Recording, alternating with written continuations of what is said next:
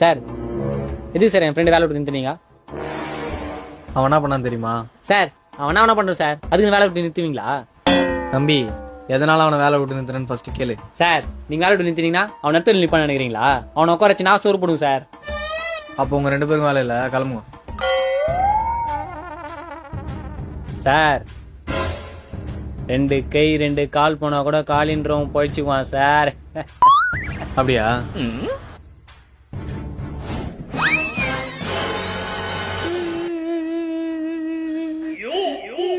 இப்ப எப்படி போய்ப்பா? சார் என்னதுக்கு சார் வெட்டினீங்க? என் பேர் குமார் சார், ஓடுற பாருங்க சார், அவன் தான் சார் காலி. ஓ ஷிட், கத்துறேன், மன்னியும். தம்பி, ஃபர்ஸ்டே சொல்ல மாட்டியா?